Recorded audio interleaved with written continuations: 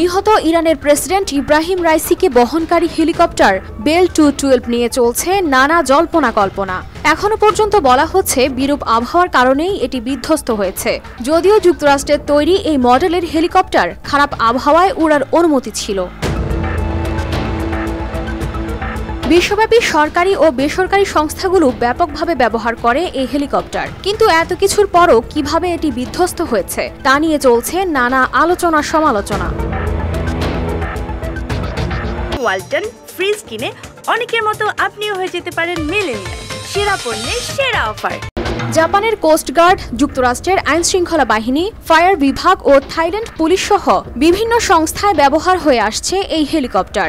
Vietnam যুদ্ধের সময়ে ব্যাপকভাবে ব্যবহার করা হেলিকপ্টার UH-1N এর বেসামরিক সংস্করণ এটি।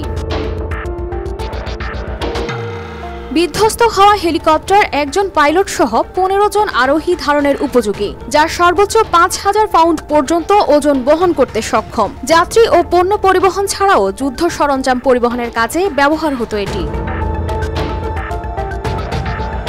1960-এর দশকে এই হেলিকপ্টার তৈরি করে বেল টেক্সটন নামের একটি কোম্পানি। একটি ইঞ্জিনের বদলে যুক্ত করা হয় ডাবল টার্বোশ্যাফট ইঞ্জিন, যার ফলে অন্যান্য হেলিকপ্টারের তুলনায় এর ধারণ ক্ষমতা বেশি। যুক্তরাষ্ট্রের সামরিক বাহিনীর প্রশিক্ষণ নথি বলছে হেলিকপ্টারটি বাজারজাত করা হয় 1971 সালে। এর প্রথম ব্যবহার শুরু করে যুক্তরাষ্ট্র ও কানাডা। যাত্রী পরিবহন ছাড়াও আকাশ থেকে দাবানল নেভানো ও ভারী পণ্য পরিবহনে এটি ব্যবহার করা যেত। তবে ধারণা করা হচ্ছে এই হেলিকপ্টার প্রায় 45 বছরের পুরনো। আল জাজিরার প্রতিবেদন অনুযায়ী পশ্চিমা দেশগুলোর নিষেধাজ্ঞার ফলে ইরানের পক্ষে এই ধরনের বিমান ও হেলিকপ্টারের যন্ত্রাংশ, সার্ভিসিং কিংবা নতুন বিমান কেনা কষ্টসাধ্য হয়ে পড়ে। বেল 212 মডেলের হেলিকপ্টারের দুর্ঘটনার শিকার এই প্রথম নয়। ফ্লাইট সেফটি ফাউন্ডেশনের তথ্য অনুযায়ী 2023 সালে সংযুক্ত আরব আমিরাতের উপকূলের কাছে বিধ্বস্ত হয় এই মডেলের একটি হেলিকপ্টার।